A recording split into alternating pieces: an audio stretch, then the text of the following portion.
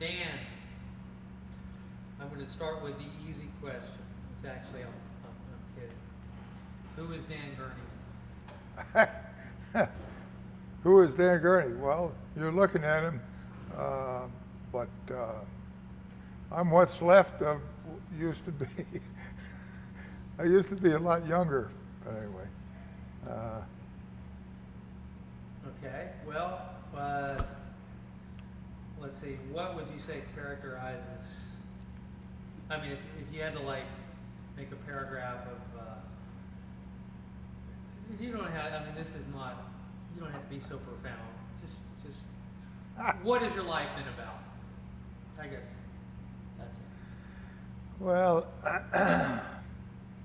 the old saying, curiosity killed the cat. I must say that although it hasn't killed me yet, I've been curious all my life. And I've been, I certainly am a generation, I'm part of a generation of the internal combustion engine has fascinated me since the very beginning, and also not just the engines, but motorcycles. One of the first books I ever read was about the Speedwell boys and their racing motorcycle. So that was probably published in the 20s. I was born in 31. So your first like inspiration to get into motorsports was motorcycles. My inspiration into motorsports was sort of equally cars and motorcycles and the history thereof. So I was a big fan of Cannonball Baker, who did a lot of the early cross-country runs and set many records in the 20s. I actually have read an account of someone that did it in 1903 from San Francisco to New York, and he was actually attacked by Indians more than once on part of that journey. So, but I also, Brock Yates and I ended up winning the 1970, I guess it was 71, 70 maybe, Cannonball Baker Sea to Shining Sea race. So I did do that. I was curious about that. Was that a coast-to-coast race? It was New York to the ocean, Kind of like Pacific. Cannonball Run, kind of. That's it. Wow. We won it. You won it. Yeah.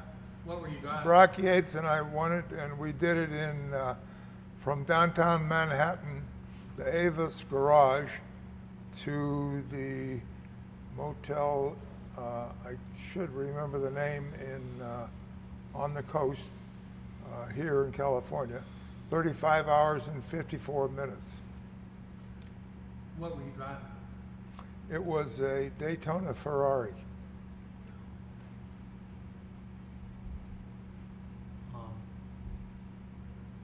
So you've actually, over the span of your life, you've actually had 3 careers. What were your 3 careers? I'm sorry? 3 careers. According to your website, you've had 3 careers. I've had 3 careers. Well, okay. Please open the Broadway gate for Uline delivery.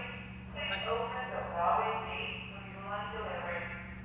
Well, according to your to the website, you've been a racing driver, a manufacturer designer, and a team owner. Now, I don't know how team owner differentiates from manufacturer designer, because it seems to me that the team is the people that. Well, you can have a racing team that doesn't manufacture, but anyway. So anyway, you've had 3 careers. You started out. How did you start out? Well, once I satisfied Uncle Sam in 1952 to 54, then I was free to go for it, and I was also married, and I was looking for, there wasn't really much automobile road racing professionals, but I had the faith that it was going to be there, and I wanted to be ready if and when it did become professional. And so I started my road racing automobile career in 1955.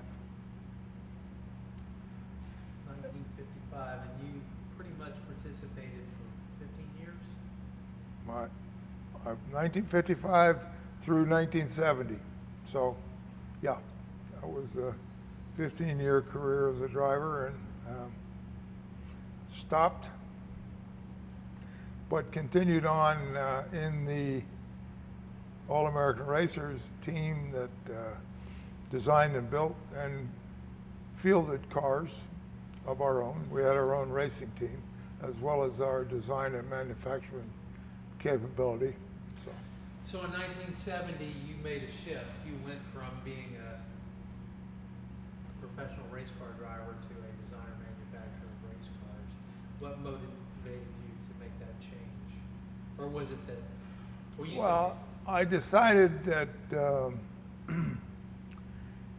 if I wasn't 100% certain that I wanted to be continue on as a racing car driver, that I ought to quit. And I was only 99.5% at that time, so I quit. And but I had, in the process of trying to be a successful racing driver, I learned a great deal about the engineering of cars, about vehicle dynamics and aerodynamics, and about engines and all related things to the way they function. And I didn't want to just close the door on all that information, so I said, well, let's start building cars. And of course, I actually got the opportunity. They talk about opportunity knocking on the door. That happened in about 1964. And I was certainly still a driver, big time.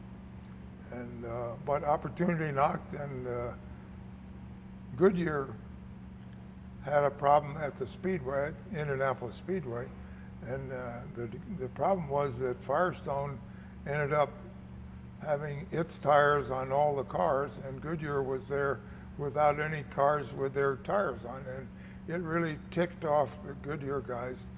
In fact, they got so angry that they said, they talked to my partner at the time, Carroll Shelby, and said, Carroll, can you build some Indy cars? We got to make sure that we've got our tires on cars in the future when we come to Indy. And he said, I'd love to help, but I'm awfully busy. Maybe Dan could do it. And that was when opportunity said, will you do it? And I said yes.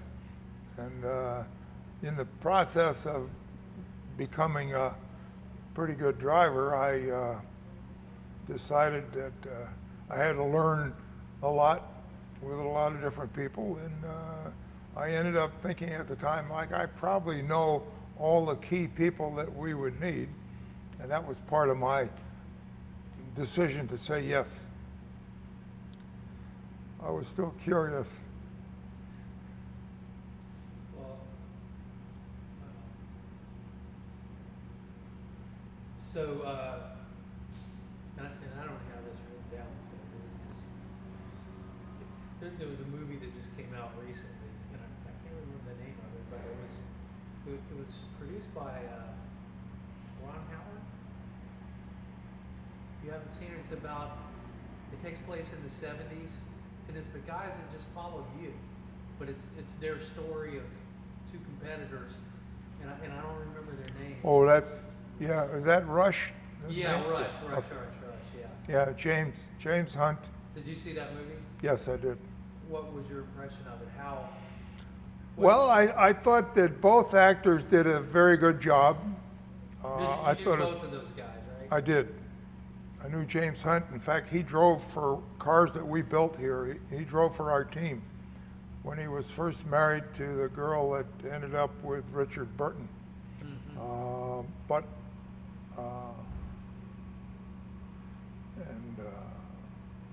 well, in any case, as usual, if you're a professional in a thing like race driving or tennis playing or golf or anything, the movie probably isn't quite right. But basically, this wasn't quite right, but it was a darn good attempt. Well, obviously, there is really high adrenaline, high, you know, strong competition, high adrenaline, a lot. I mean, you know, and why, you know, just how accurately did, because obviously, I mean, Hollywood, Yeah. you know, I mean, you know what they do, but they say this is one of Ron Howard's, like, his best film. That's what people Well, say. I think Ron Howard is a terrific director. I think they did an excellent job. It still can't be the same as from the inside of that profession. But okay, big deal. I mean, so you want to talk about boxing or fighting or whatever you want to talk about, it's not going to be the same. Yeah. But it was a darn good effort. And And yeah, that's all. yeah, my young, My favorite guy was John Frankenheimer, who did Grand Prix, and one of the reasons it was good was his scenes were actual race scenes, much of the time, right. and you can't hardly beat that. Well, I mean, how did you handle I mean, obviously every time you get out on the racetrack, I mean, it's a very high risk, high adrenaline, high risk. How did you handle I mean, just the thought of, I mean, when you saw cars, you know, tumbling through and blowing up into flames and all that, I mean, how did you personally handle that?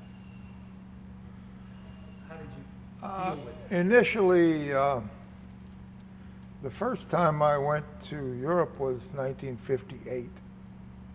Invited to the Le Mans 24-hour race and got some connections there that enabled me to stay with another fellow driver, Troy Ruttman, and his wife, Beverly. And we traveled on the Grand Prix circuit. And we saw 3 different guys get wiped out, died. And here I was trying like the dickens to get into this business, you know, and you had to have a way of blinding yourself to the fact that these things happen. You say, yeah, I know, but that doesn't mean it's going to happen to me, kind of thing. And so that's what you do. And that's what it did. Yeah. Okay. Yeah, because every time I go get on my motorcycle, other people go, ooh, that's dangerous. It's like, Yeah, well, I guess anything's dangerous. you're right. Sure. You know, it's like, where do you draw the line? But so anyway, I could talk about that for a long time, but I don't want to keep you all day. Let's see. So we already. Let's see. Who were some of your biggest competitors? I mean, like in the movie, you had this rivalry. Did you have a rivalry with somebody in particular? Well, Jimmy Clark was one, very good. AJ Foyt, Mario Andretti. I drove a NASCAR with David Pearson, Cale Yarbrough, Fireball Roberts, Richard Petty.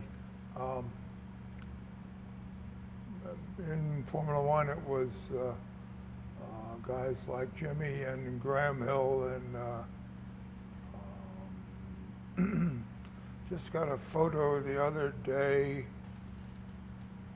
Now, how can I possibly forget? Tony Brooks was his name when we were on the Ferrari team. Great photo. Sterling Moss, I shared a car with him on 3 different occasions. He was a superstar in those days before that combination superstar name came about in England. So those were some of them. Curtis Turner was another one that stood out in my mind. My role model was a fellow named Phil Walters, raced under the name of Ted Tappet back in Long Island when I got started. And he remained a great role model for me because he seemed to have an uncanny way of working his way through traffic without sparks and knocking people off the road, but nevertheless able to do it. And that was a very special skill that I tried to achieve. Oh my gosh, one of my kids was showing me a YouTube video the other day of, you know, these guys with these crotch rockets that, Yeah, like, the traffic stop and they've got these little GoPro cameras on their motorcycles or on their helmets, and I don't know how fast they're going, but they're zooming up between the cars and just I don't know if you've seen that. And no, I don't want to even look at you it. look at that and you go, this is insanity. All somebody has to do is open their door and you're dead. But anyway, to me. I've been on the freeway and I've had going, 70 miles an hour and having a guy go past me on one wheel. And I'm like, that guy's going to die. Yeah, Maybe not today, but it probably will be tomorrow. sooner or later, yeah. So anyway, okay. I liked Gene Hackman in The French Connection. Right. That was a fabulous bunch of Under the L. Yeah. Okay, let's see. You were the first to post victories in 4 major categories of motorsports. Well, you had a lot of firsts. What were those categories? And I guess personally, what did it make you feel like to actually, you achieved some things that people hadn't done before, like, I guess, what is it, you and Mary Andretti and John Montoya? Anyway, you guys are like the only Yeah. 3 that have ever had victories in both, I guess, 4 categories. What is it, NASCAR, Yeah. Can-Am? So anyway, Indy cars, NASCAR, and long distance sports cars. so how do you feel about that? How do you feel about, just achieving those things? I don't know. I just You don't think about it that I don't. Yeah. It's just what you I do. feel like a regular guy, and I got I my wife to marry me. That's my biggest achievement. see. Well, it's a. I got a serious case of curiosity. Yeah. So Okay, let's see. Okay, well, let's talk about, real quick, before we go to the alligator, let's talk about the American, All-American Racers. Is it race cars, All-American race cars, right? Or All-American Racers? well, that was the opportunity. All-American Racers. That was the opportunity that came about when Goodyear had that problem at Indy. And the fellow that was the CEO of Goodyear at the time, I'm trying like the Dickens to remember his name.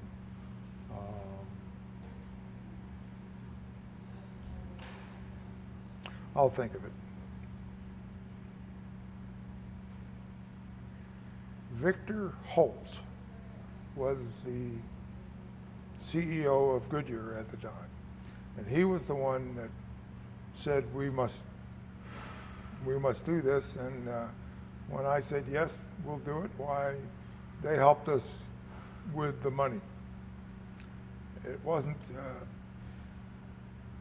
a great, huge amount of money, but it was enough so that we rolled up our sleeves and went for it. Okay, so what major invention or innovations have you and this company introduced into motorsports? Say that again? What major innovations, or even minor innovations, have you and this company introduced into motorsports? Well, we became students of those that were the pioneers in internal combustion engines. We also became very interested in aerodynamics, whether it was lift or drag. We became interested in anything that involved a racing car or motorcycle. Often that there was overlap between cars and motorcycles. So all of those things were subject to scrutiny, and we tried to find out what things had been proven to be correct and what things were still obscure, and what things that the aviation people had learned and proven could be applied to cars or motorcycles. And same goes for internal combustion engines of different types. So we did our best in between building and driving to try to be aware of where the cutting edge of technology in those categories, where it was at the time. So you drew a lot from aviation, obviously, and from the research and development and aerodynamics and wind tunnels. I mean, all of the evolution between aviation and automobiles, and vice versa, between automobiles and aviation. They were competing with each other, and many of the same problems or similar problems existed, and a solution to one of those could very often be a solution to something in the other category. So you, I think it was Sean said the other day that you actually originated the wing on the car. Well, no, we didn't. We didn't originate the wing. We did come up with a thing what they call the Gurney flap, which would be on the trailing edge of a wing, and that became pretty doggone important. It was interesting that, in fact, if you did a world patent search, you'd find out that a fellow from, I think, what's the, in, a fellow from, oh, for crying out loud, it's a river city.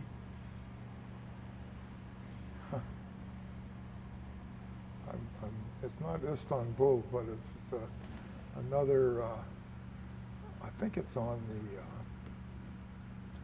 see I'm lost. Let's see anyway, a fellow named Zaparka came up with something like the Gurney flap in 1931, the year I was born. So it wasn't a brand new thing, although it could have been patented. I didn't go through all that. I didn't really have enough time to do it, but I got some help from McDonnell Douglas at the time, and they finally said, no, it can't be done, and then found out that only 10 years later they had to pay Lockheed a penalty due to their patent because they could. They found out that Lockheed had done something very similar to, okay, I'm trying to remember the name of the city. The city. What's the city? There's one side of the city it says is one name, and the other is the city where he came from. It's not in the Ukraine, but it's right near the Czech border. Near the Czech border. A fabulous old city. We've been there. Is it the Gurney stop? What? Does that have to do with the Gurney stop? No, it's where, yeah, it does a little bit, because the guy that did the original patent, got a patent on it in 1931, came from that city. Oh yeah.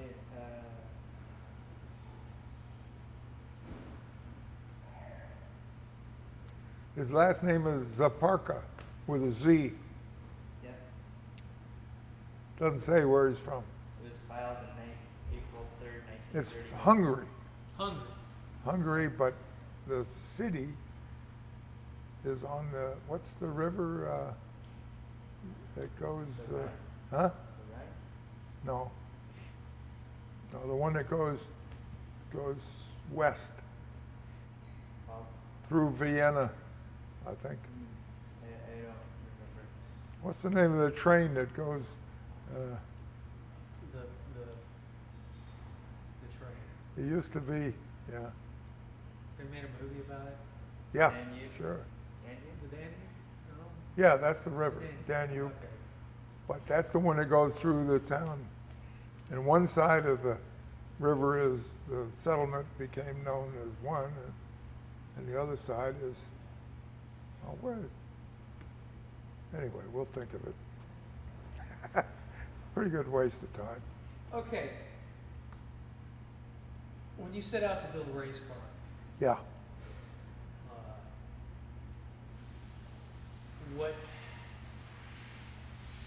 what motivates you, or what's your goal? I mean, what do you? I mean, I know you touched on that because Okay. If you set out to build a racing car, you want to win races. That's your main number one objective. And what the car will look like is often dictated by the rules. And nowadays, the rules do more towards car design than the car designers are allowed to do.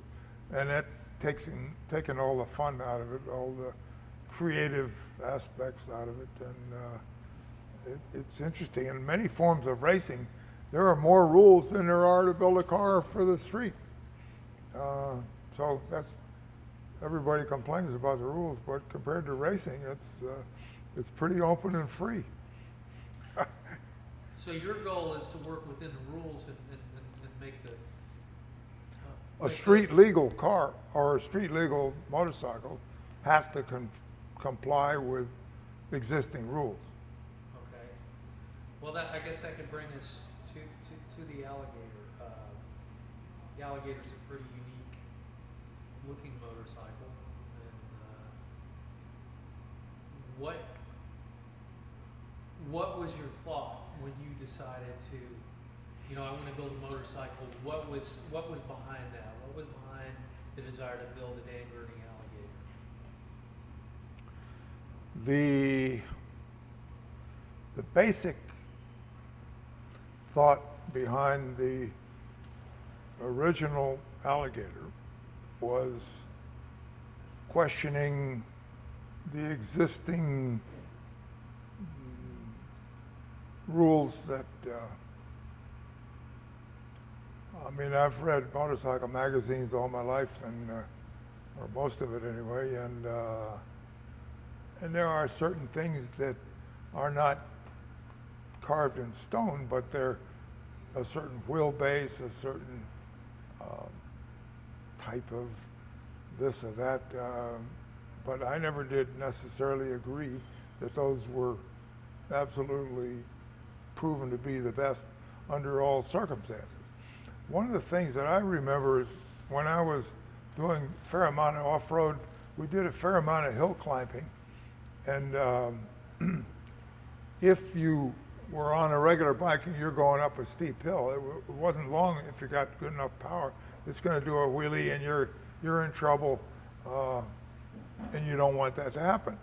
So what I found is if I took the seat off of my bike and sat 4 inches lower or something like that, take all the padding and the seat out of there, it didn't do a wheelie nearly as quickly going up a hill. Or in fact, on the way down a hill, you have the same problem. If you're pretty top heavy, it's going to it'll go over frontward. So I also noticed when I went to MotoGP races, for instance, like up at Laguna Seca, coming off the corner, they were limited by the wheelie more than by a lack of horsepower. So they couldn't just wick it on all the way because it would do that. So I'm thinking, well, if we have a lower CG, it probably isn't going to do a wheelie as soon, and maybe that'll be good also. And why have it be that where you have to have your feet back underneath you here, and then particularly with a tall guy or big guys, they stick out like a sore thumb, and whereas if they sat down like kind of like we are right now, and your feet are forward, you're probably making a smaller hole in the air and have a less aero drag, and do less apt to do a acceleration limited wheelie. So I try to combine those things, and we did our first one, which you can see right behind me, the grandfather of all the alligators, and it looked like a real success. So that's how it all started happening. Well, I remember the old hill climbing because they used to have it on TV when I was a kid. And they always used those Sportsters.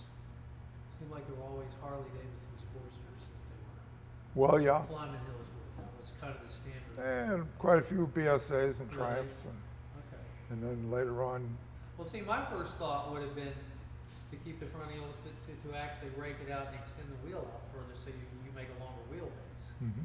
That would have been well, they do that also. right.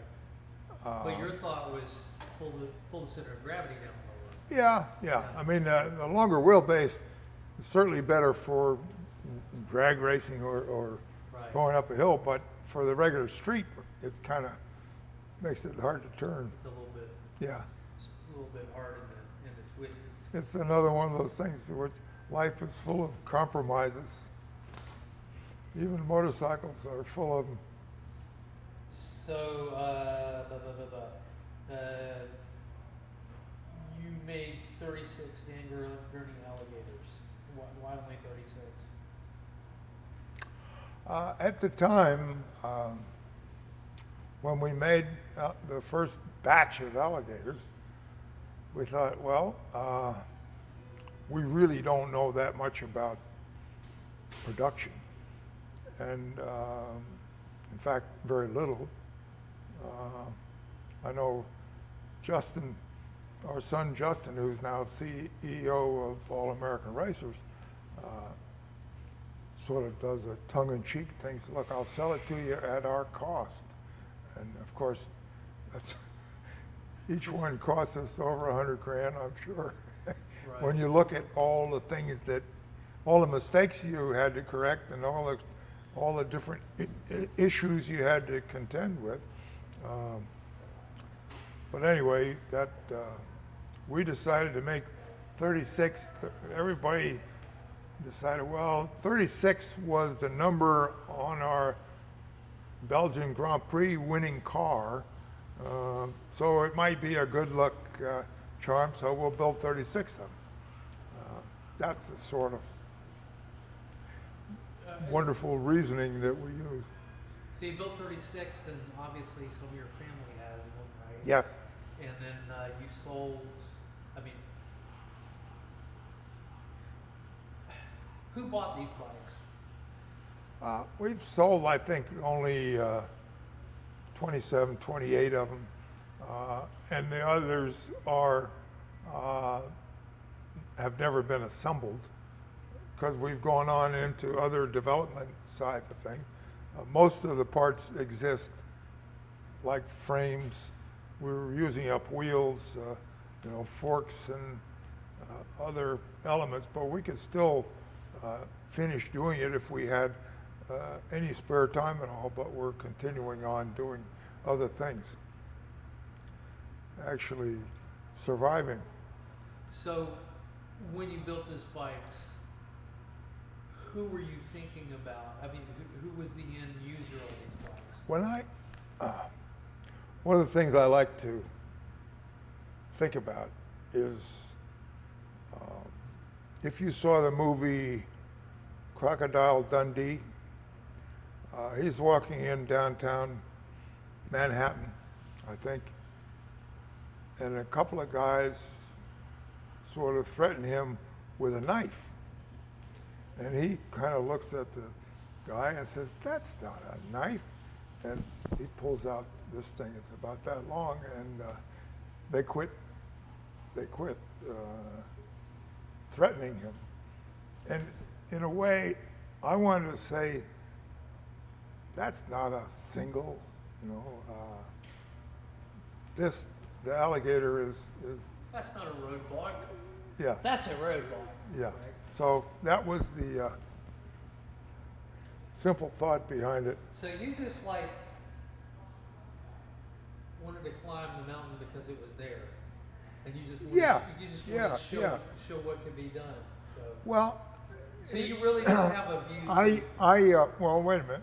I have been witness to at the Ascot Speedway in one of many, but the last one in Los Angeles was a half mile. No, it was a quarter mile. Dirt racetrack, famous. And often there was called the BSA Wrecking Crew, were powered by BSA singles, 500cc singles. Not always, but singles were particularly well suited to that particular racetrack. And so it was almost the ad agencies of the various motorcycle companies had almost forgotten that singles had any muscle at all, and I wanted to show, hey, wait a minute, they're still pretty doggone good, and that was my intention. And I was also a big student of the 1957 Moto Guzzis in Italy that won the 350 World Championship. Was a single, and they only made, I think they said, it made only 38 horsepower, which was a lot, and they could go 140 miles an hour.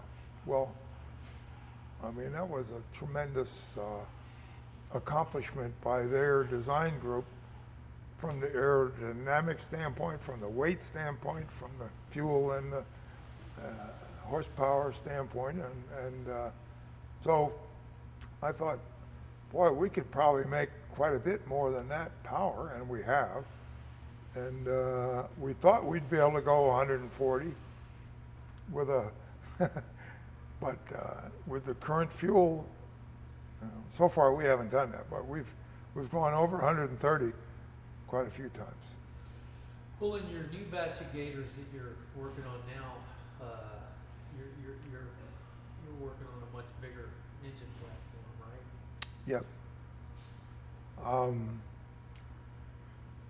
The evolution of thinking regarding a motorcycle for the street was it wants to be reliable. Nobody likes a great performing bike that you're afraid to drive very far from the house because you're pretty sure you won't come back, because it's going to break down. And we've been through that whole series of learning experiences. And so it wants to be reliable, it wants to be user-friendly, it doesn't want to be vicious, and it wants to be able to be easy to, that it doesn't, you don't have to be Superman to be able to control it. It wants to be user-friendly. Well, and then lastly, it'd be nice if it performed. Okay, and it doesn't want to shake so much that it's shaking parts off all the time. And again, back to the reliability, it should be smooth. All of these things, if you have a list yay long, you try to put the engineering under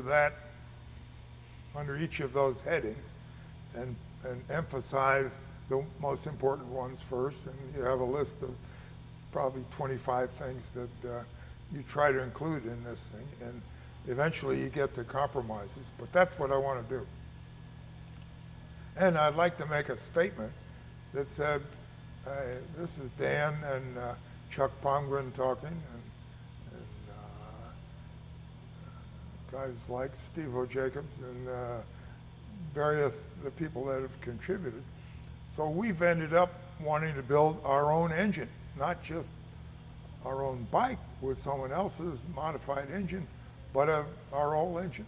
So So you're coming, because what I gather is you have like, there's 3 different versions, and so 2 of them use a modified, what is it, an SNS V-twin, and then you've got a 3rd one, which is your engine that you're developing. yeah, well, it's actually worse than that. But the SNS people, we regard them very highly and have enjoyed their equipment is rugged and powerful. So that's been a great experience, part of learning. But we've got 3 versions. Well, now it's probably in the 5th version of an SNS powered one. And it's got our own modified air-cooled cylinder heads on it with downdraft inlets that don't come with Harleys. We've got another one where we made our own cylinder heads, 4 valve per cylinder, water-cooled heads that we're in the process of assembling. Hasn't ever run yet. And then we've got another one that's a clean sheet of paper, a clean computer of our whole engine that is ours.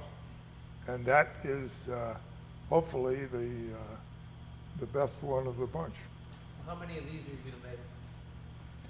We're not going to address that question until we find out whether it works. Get the prototype perfected. We're right now on our own engine, we're ordering enough parts being built to make 5 prototypes. They have 5 prototype engines. And I felt all along, if we have 3 running, the way to answer your question, which is a perfectly good question, how many of those do you want to build, is to find, well, how popular is it going to be? If it's not popular, we're not going to build many. If it is popular, maybe we can figure out how to go into business. So that's your Yep, so your idea is not just correct. not just I want, we wouldn't Correct. just build it to show that it can be done. We actually are designing something that if it takes off and is popular, then we can actually go into production. Well, that sounds cool because they look really cool. What's that? They look really cool. Good. What you've done. Yeah. Well, okay. Well, back to the original alligator and Sean and Shinji. What do you think about what these guys are planning to do with the bikes?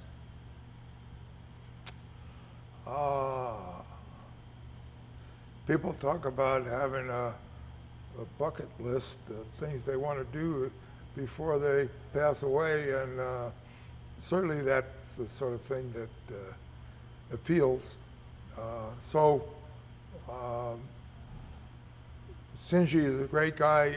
Sean I haven't met yet, but any friend of Sinji's, I'm sure, is a great guy. And it's fun to see that they're going to do it on an alligator, and they're going to stop at George Barber's place there in Birmingham, Alabama, and that also is interesting. But I'm happy as the dickens that we can be of some help. And one of the things we're trying to do within our little group, 4 or 5 people that are working on things here on the motorcycle side, in between other things, is I'm asking each one to say, okay, what is the most likely thing to slow the project down? Once they leave Atlanta, what's the first problem going to be? And how long will it take to fix it? And we haven't published that list yet. So. We could ask you the same thing, yeah. So, what do you, well, that was gonna be my question, because you were talking a little while ago about having a bike that, when you leave the house, you wanna Yeah. know that you're gonna be able to come back home. Yeah. So, what do you think about, the Gators based on, Well, I'm going to I guess that was your question. How far are they going to go before? I'm they going to have dodge your question. Okay. And the reason is, in order to find out what you're confident is based upon, usually it's that, well, we've already run X number of miles under all these different conditions.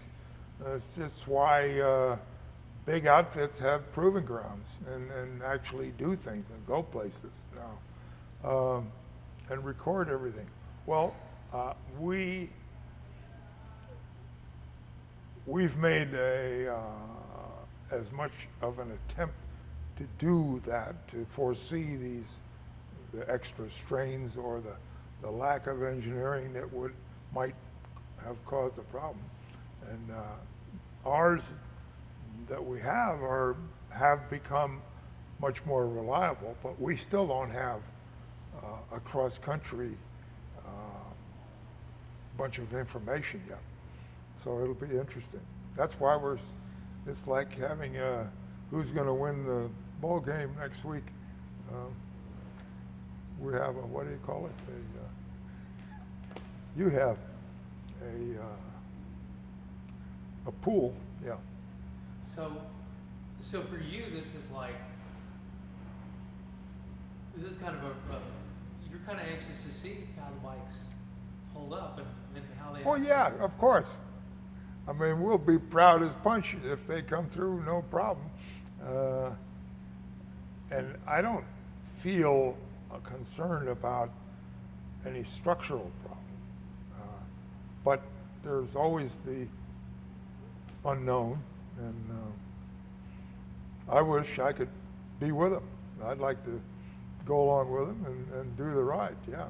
I'm sure they'd welcome you if you Yeah. want to come do it.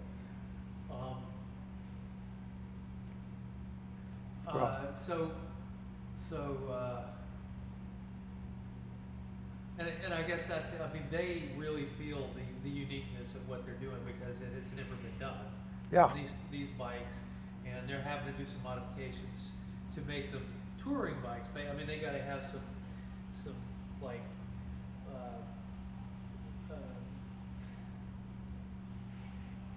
A way of carrying. saddlebags and Yeah. things because they're not really designed for That's right, what they're they're not. using for. Yeah.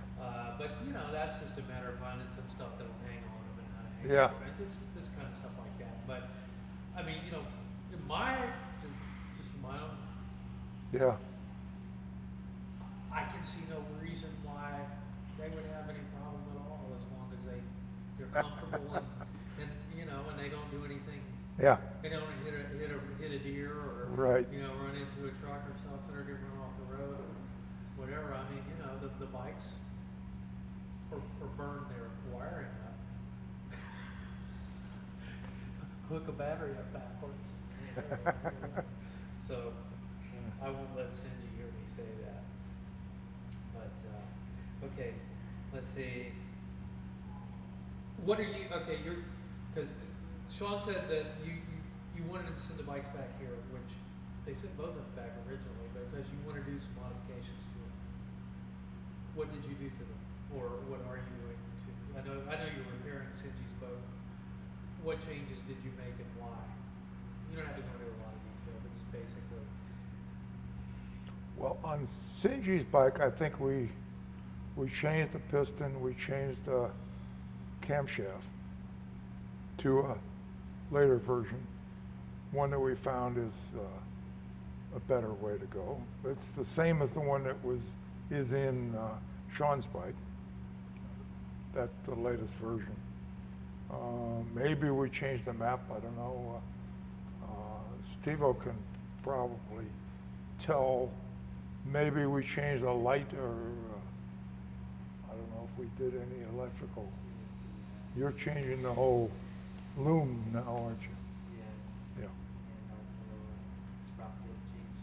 The what? Rear sprocket. Yeah. It's got a taller gearing rear sprocket on Okay. it. Should help the mileage a little bit. So you're basically working on the gearing and the mileage, just to get the mileage and the proper gearing Yep. for long stretches on the highway and whatever, keeping the engine at a proper Yep. RPM. Okay. There's a couple of questions, and these are just like afterthoughts that I had. Is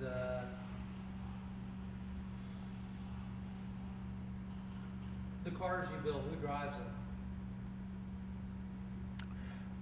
In our little showroom, we have, I think, photographs of about 68 guys that have driven our cars.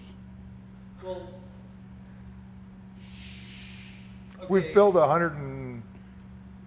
almost 160 race cars.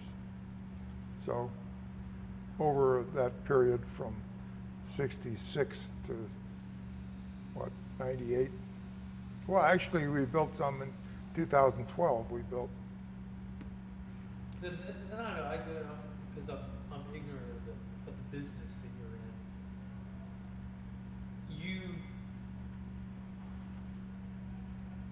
Do you decide to develop and build a car because someone comes to you and says, you know, we want you to design and build a car, or do you just come up with it and I say, you know, I want to build a better mousetrap, I want to build a better car, and so you build it, and then you tell the people about there, and they say, yeah, I want that car, or I mean, how does it? Do they buy the car, or I mean, how does that work? It's all of the above. It's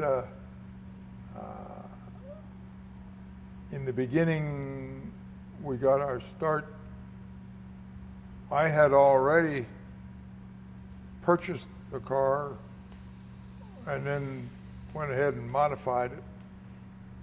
But when Goodyear said, please build us some Indy cars, well, that started it. They put the money up, and we were building cars for customers for a long time. Sometimes it was a corporate customer that was part of their advertising. Toyota was that way at one time. And usually, if it was IndyCar racing, the rules were set for that. If it was international sports car racing, we had different sets of rules. If it was Trans Am racing, that'd be another one, or Can-Am rules would be another one. Grand Prix racing was another one, so we'd build to those specifications in the rules. but we try, and whenever we had the freedom and we could come up with a better mousetrap, why, that's what we tried to do. So, you want to get in the race car building business, it's more than just printing up some business cards, going. Yeah, you could say that. Okay. Can you think of anything that you would like to say that I haven't asked you? I mean, I've skipped around a little bit because you cover a lot of things that I had listed out here and other things you were talking Well, about. You might want to ask Steve-O a few things, but I think you've covered a lot of. I have admired motorcycle people a great deal for a long time, and it's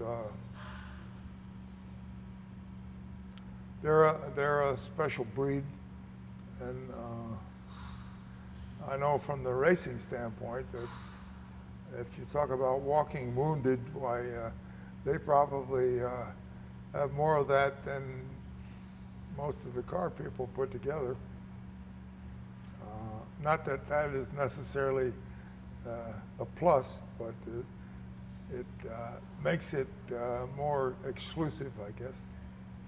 And internationally, I think it's very popular. And we've often,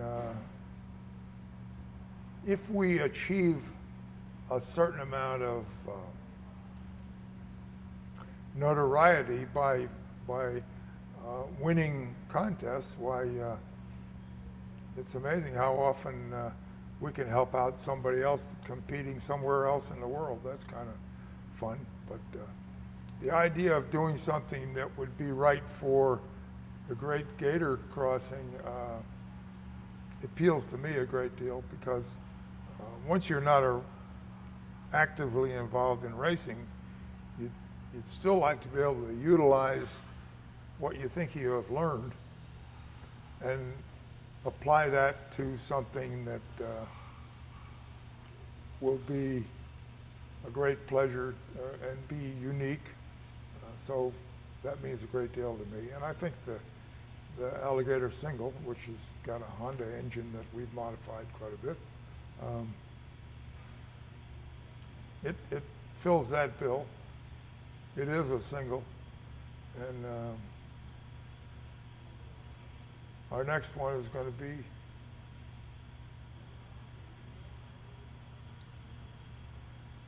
twice as good, we think. Twice as many cylinders, anyway. Okay. All One right. more thing I just thought of,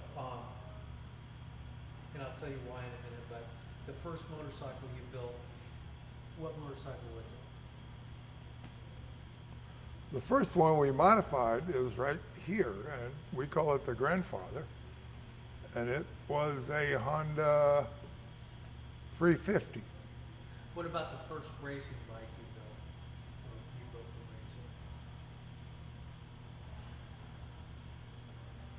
racing? Yeah, Well, there's a guy in Atlanta, I think his name is Billy. I've heard of this, and there may be one that Chuck Pongren rode in a road race out at Ontario. And we lost track of that bike. Don't know where it is. He raced it at Ontario. Okay, we know where it is. Because there's a guy in Atlanta, his name is Billy, and he has it.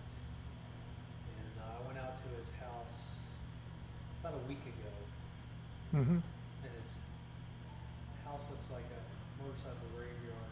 I mean, it's like his yard is just piled up with rims and tires and frames Yeah. and fairings, and he's got bikes everywhere. I didn't see the bike, but because they had taken it to another location. Sean they went out there and they were taking all these old motorcycle parts and cataloging them, and they're putting them on eBay and selling them off. They're raising money, and with that money, they're going to refurbish the Dan Gurney bike that Billy has, so that they can use it as, you know, as kind of part of Mhm. the exhibition and things. And in turn, Billy he's got an old, I think it's a 1000 cc Suzuki racing motorcycle that somebody rode. Yeah. He's going to let us, and I say us, I mean the Great Gator Crossing people, have that bike to auction off in a raffle to raise money for the, you know, for the. But that's not your bike. That's another one that he has. So they're helping him refurbish the Dan Gurney bike, and he's going to give them this other racing motorcycle to auction off anyways. Yeah. So anyway, so I just wanted a little bit of you because I shot them out there selling their rims and everything, and that'll be a kind of a little side story in this. And so just a few comments. We still have Chuck's dirt bike. That's in there, yeah. That's an interesting bike. We could roll that out and you could look at it. Well, I don't want to wear you out.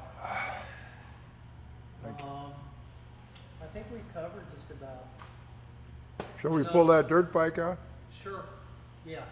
And this is one that belonged, or there was one to. This was done along about the same time as the road race bike was that you're referring to. I'm being a little hesitant because I think the way that one disappeared was sort of behind the scenes, and I just soon not go there. Oh, okay. Yeah. It just kind of disappeared, huh? Well, you know, Okay. the fellow involved that I'm thinking about is not with us anymore, and he's still around, but he's not working here anymore. And I'm not accusing him of anything, it's just that he knows more about it than I do. Here's the dirt bike.